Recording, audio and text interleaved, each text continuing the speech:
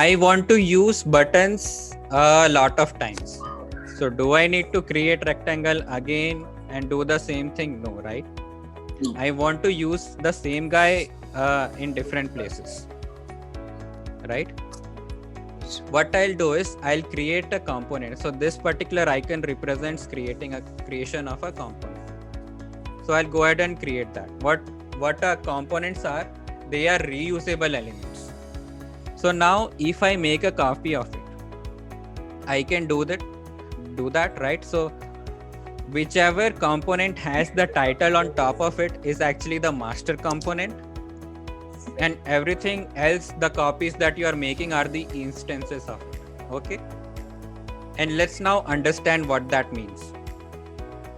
If you change anything on the master, that will be reflected in all the instances that you have.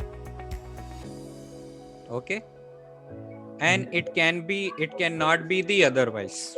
So if you are changing the color in an instance, it will not reflect in your master.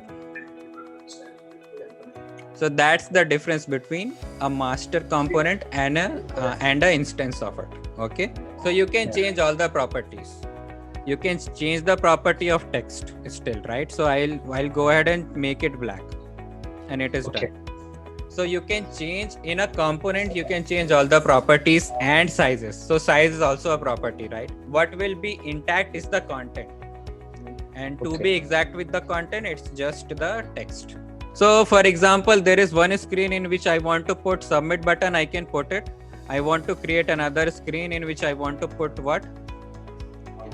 Something else, not submit, but save. Save, login, whatever, right? So I can do it. Now I change my mind, or somebody gave me feedback that colors are not working. There is accessibility issue. I can go to master. I can change it, and it is now readable across different screens that I have created. So that's the component.